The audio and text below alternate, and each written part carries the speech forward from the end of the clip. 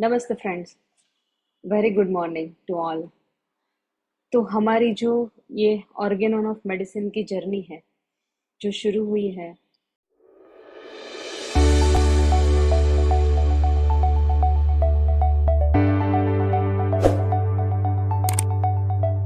अभी प्रिफेस के बाद हम लर्न करने जा रहे हैं एफोरिज्म नंबर 1। तो first of all we take the blessings of doctor Hanuman sir, Prafull Vijekar sir, Dadar sir, कि जिन्होंने रियल टर्म में होम्योपैथी का हमें मीनिंग समझने में मदद की, और ये ब्रह्मांड का कि जिन्होंने हमें ये स्पिरिचुअल साइंस हमें दिया और हमें इसको समझने में मदद की। तो let's start with first aphorism. हमने आज तक सुना है एफोरिज ऑर्गेनोन के जो एफोरिज्म्स है बहुत बोरिंग होते हैं, ऑर्गेनोन बहुत बोरिंग है। नहीं friends, Organon is very interesting, very powerful, very important. तो हम इसका इम्पोर्टेंस भी समझेंगे और इसको बेहतर तरीके से समझेंगे और इंटरेस्टिंगली समझेंगे। तो let's start with our aphorism number 1।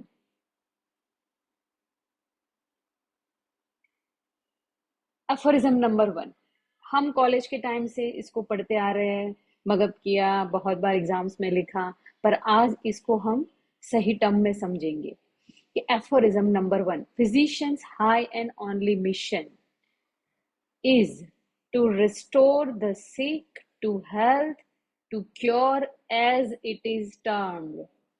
तो हमने बहुत सारी क्वालिटीज फिजिशियन की अपने एग्जाम्स में लिखी कि फिजिशियंस कैसा होना चाहिए। Second, high and only mission, कि फिजिशियन का सिर्फ एक ही मकसद होना चाहिए, क्या कि रिस्टोर द सिक। जो एक सिक पर्सन है, सिक बोला है, डिजीज पर्सन नहीं बोला है हनुमान सर ने। सिक, सिक यानी जो बंदा बीमार है। वो कहाँ से बीमार है? वो फिजिकली इल हो सकता है, मेंटली सिक हो सकता है, इमोशनली सिक हो सकता है, कोई भी एस्पेक्ट में सिक हुआ। सिक होने के पीछे बहुत सारे कारण हैं। तो जो सिक हुआ, वो सिक बंदे को रिस्टोर करना है, सिक पेशेंट को रिस्टोर करना है। कैसे रिस्टोर करना है?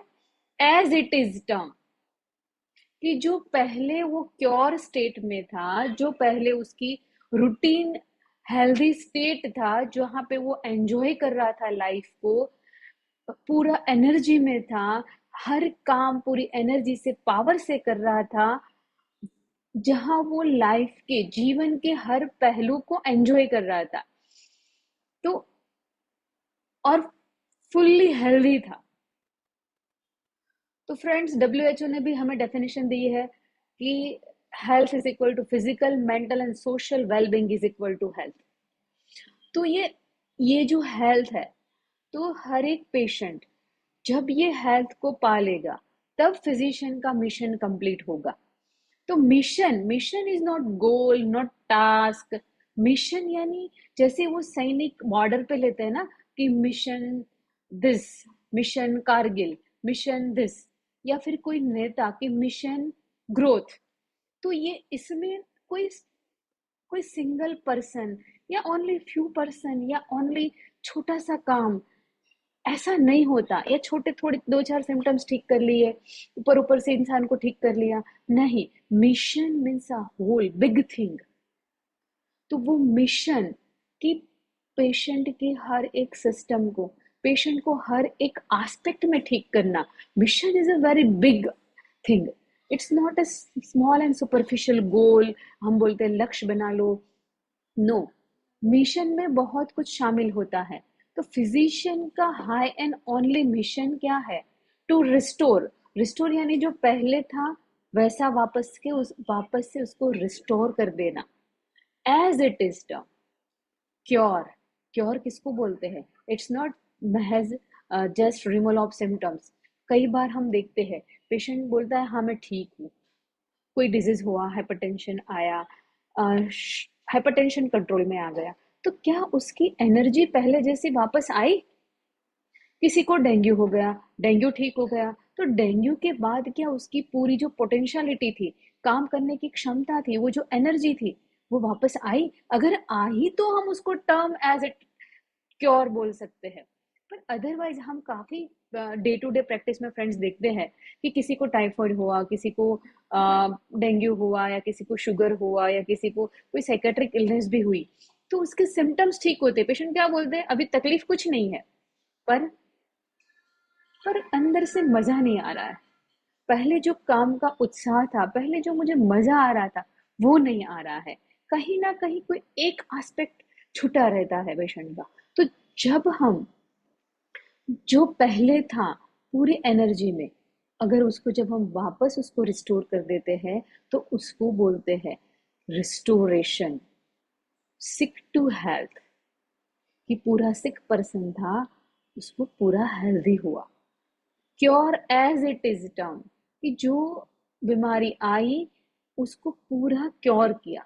तो फ्रेंड्स, हमने कई बार बहुत लाइटली ले लेते हैं कि ठीक है ना, सिम्टम्स ठीक है ना, बट नहीं।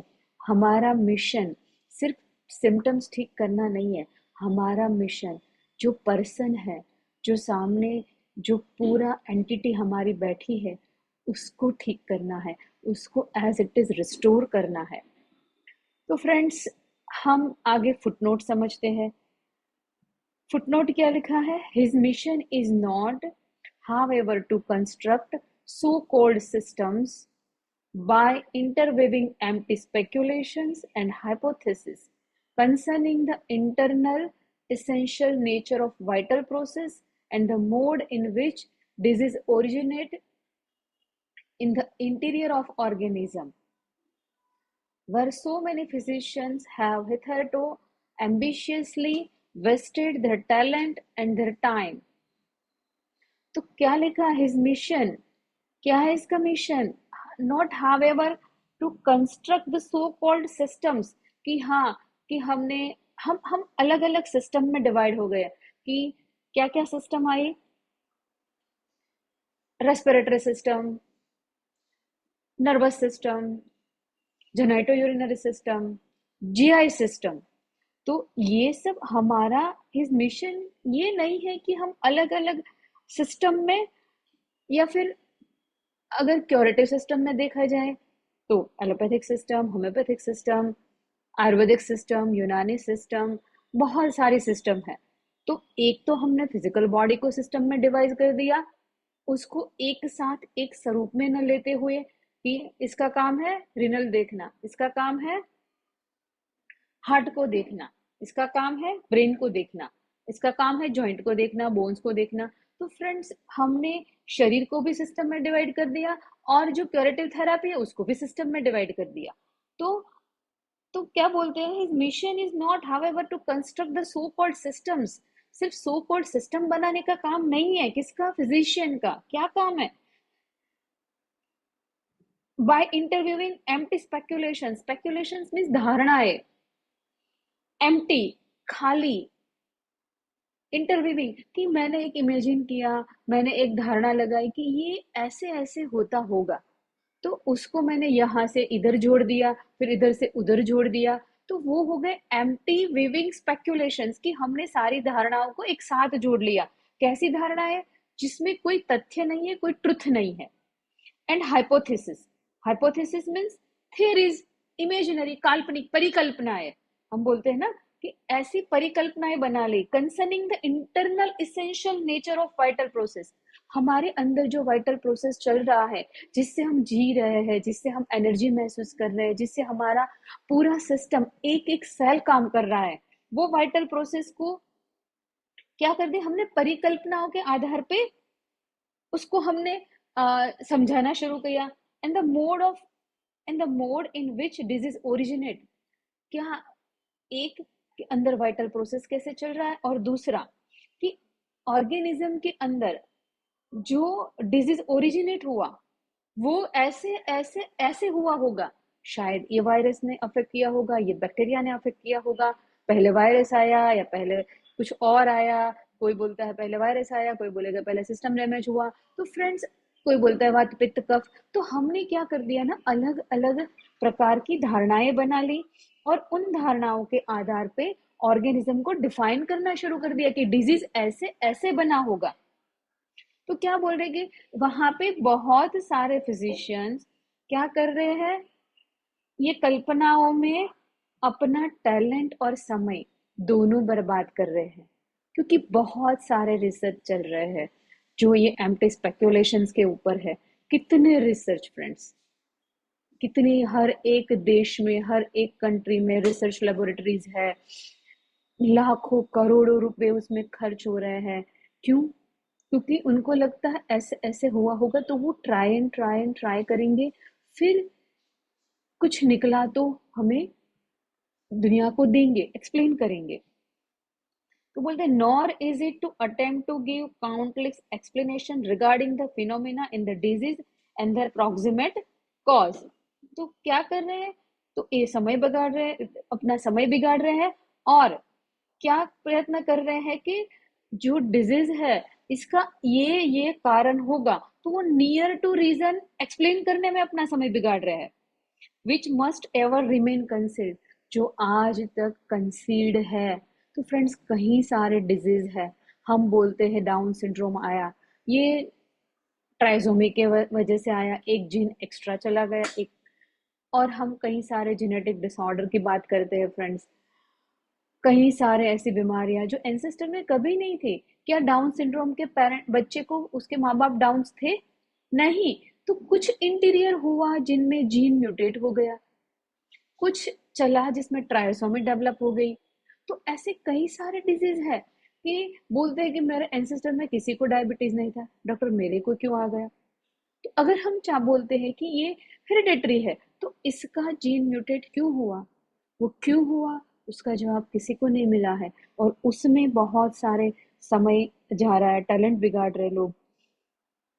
तो फ्रेंड्स हनुमान सर बोल रहे हैं कि ये जो कॉजेज है, उसके जो एक्सप्लेनेशन है, सारे फिनोमेना ऑफ डिजीज है, उनको कैसे कैसे एक्सप्लेन किया जा रहा है, तो बोल रहे wrapped in unintelligible words and are inflected abstract mode of expression which should sound very learned in order to astonish the ignorant. कि जो इग्नोरेंट पर्सन है, जो अज्ञानी है, उनको अनइंटेलिजेंट वर्ड्स, यानी कि जिसमें इंटेलिजेंसी नहीं है, सिर्फ किसी को ऐसा ऐसा करके बहुत अच्छे से एक्सप्लेन कर देना, उसको इंटेलिजेंट नहीं बोल सकते हम। जो unintelligible words and inflicted abstract, abstract यानी सिर्फ थियोरिटिकल, जिसमें कोई ट्रुथ हार्ड कोर नहीं है, सिर्फ क्या है कि हम उसको बोलते हैं ना कि हाँ ऐसा ऐसा होगा। Abstract is also a word in which there is imaginary, कि जो कुछ इमेजिनरी है उनको एक्सप्लेन कर दिया। और सिख ह्यूमैनिटी जो है वो क्या बोल रहे हैं, while the sick humanity sighs in a vain for aid, कि जो सिख ह्यूमैनिटी है वो तो अभी भी दुख, डिसकंटेंटेड, पीड़ा में जो है वो पड़ी है, उनके लिए ये सब व्यर्थ है। उनको तो क्या चाहिए, उनको तो एक सॉल्यूशन चाहिए जहां से वो अपनी वापस पहले वाले हेल्थ को एंजॉय कर सके। तो फ्रेंड्स बोल रहे हैं कि ऑफ सच लर्न रेवरीज, ये बहुत सीखे हुए लोग जो इमेजिनेशन से, या फिर बोलते हैं ना कल्पनाओं में रहने वाले, पर बहुत लर्न यानी बहुत सीखे हुए लोग, जिन्होंने to which the name of theoretic medicine is given, कि जहाँ थियोरेटिक मेडिसिन उन्होंने नाम दिया, and for which special professionship are institute, कि वहाँ स्पेशल प्रोफेशनशिप, यानी इसको ये डिजीज के लिए ये सीखना ज़रूरी है, ये सिस्टम के लिए ये पर्सन ज़रूरी है। तो उन्होंने अलग अलग सिस्टम, अलग अलग डिजीज को अलग अलग क्या बोलते हैं इंस्टीट्यूट डिवाइड कर दिए, कि this is heart institute, this is neuro science institute, this institute. तो क्या कर दिया ना, अलग अलग उनको डिवाइड कर दिया। We have had quite enough, बस अब बहुत हो गया। हनुमान सर बोलते हैं it is now high time that all who called themselves physician should at length cease to deceive suffering mankind with mere talk and begin now instead for once to act that is really to help and to cure. तो बोल रहे बहुत हो गया अभी। अभी हर एक physician को क्या करना है, अपनी बातों से सफरिंग मैनकाइंड को सिर्फ ऐसे गुमराह नहीं करना है, सिर्फ बातें नहीं बनानी है। क्या करना है, it's a time to act. अभी बातें करने का समय नहीं है, अभी एक्ट करने का समय है। कैसे एक्ट करनी है, जैसे हम मैनकाइंड को, पूरी मैनकाइंड को, उनकी हेल्थ जो है उसको वापस लाने में एक्ट करनी है। उसकी जो डिजीज है उसको as it is cure, term जो पहले था वैसा उसको क्योर देना है। तो friends, it's a time of act in in in medical field also, it's a time of act. तो फ्रेंड्स, हनुमान सर ने इनमें बहुत कुछ समझा दिया है हमें कि हमें इन सब थियोरीज में या इन सब स्पेक्यूलेशंस में, इन सब धारणाओं में नहीं पड़ना है। हमें हमारे पेशेंट को समझना है, वो सिक क्यों हुआ, उसकी सिकनेस को समझना है, और वो सिकनेस को हेल्थ में टर्म कैसे करना है, वो रिस्टोरेशन कैसे उसको पहले जैसा दिया जाए, वो सीखना है। और वो अभी टाइम ऑफ एक्शन आ गया है। We are not, as a homeopath also, we are not against any system. हमें कोई सिस्टम के अगेंस्ट में नहीं है। हर एक सिस्टम का अपना एक पेस है, हर एक सिस्टम अपने आप में एक ब्यूटीफुल एक्शन है। हमें सिर्फ फॉर द होम्योपैथी, होम्योपैथी क्या कर सकती है, होम्योपैथी सीख को क्योर कैसे कर सकती है, होम्योपैथी रिस्टोरेशन ऑफ हेल्थ कैसे दे सकती है, वो एक्शन को सीखना है। We are for homeopathy. तो फ्रेंड्स, ये हमें याद रखना है। हमें ना क्रिटिसाइजेशन में पढ़ना है, ना कोई साइंस को ब्लेम करना है। It's time to act, it's time to learn homeopathy in an accurate way and apply homeopathy in accurate way. So thank you very much friends. कल मिलेंगे aphorism number 2 के साथ.